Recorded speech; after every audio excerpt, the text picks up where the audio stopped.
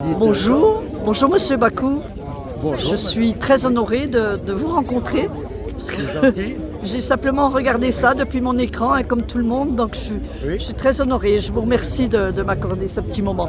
Alors dites-moi, le tout premier Dakar pour vous, c'était C'était en 1981 et j'étais avec une Yamaha 500 XT et j'étais pilote officiel de Yamaha France et j'étais en même temps concessionnaire moto à Tours.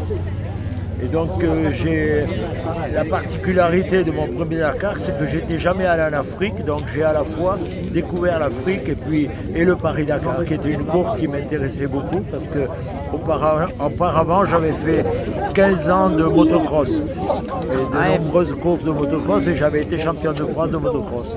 Et donc j'ai participé au Paris-Dakar, j'ai fait une excellente course parce que j'ai terminé deuxième au classement général, derrière Hubert Auriol, qui n'est plus là, hélas.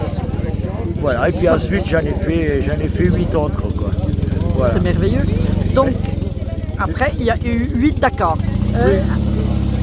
Et cette moto, vous m'expliquez un petit peu Oui, si vous voulez. Oui.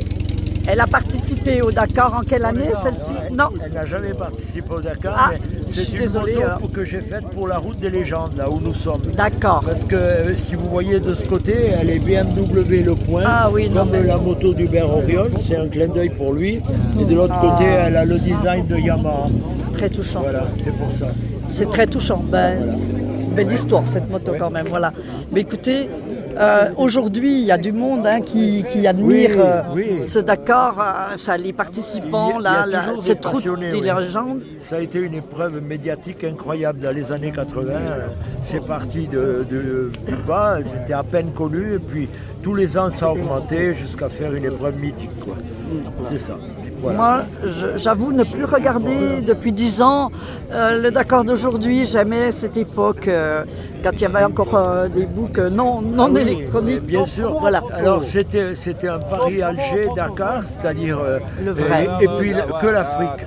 Et ensuite, quand l'Afrique s'est arrêtée, c'est plus devenu la même épreuve. Il n'y a plus l'esprit d'aventure. Non, c'est vrai que ça a bien changé. Après, voilà, mais moi j'ai aimé ces Dakar-là. Pour moi, ce sont les vrais. Et je suis très, très émue, je bafouille parce que je suis très impressionnée de vous rencontrer. Je suis très contente. Je vous remercie. Merci infiniment de m'avoir accordé un petit peu de votre temps. Je vous laisse vers les gens qui doivent être heureux de vous approcher. Merci beaucoup, Monsieur Bakou.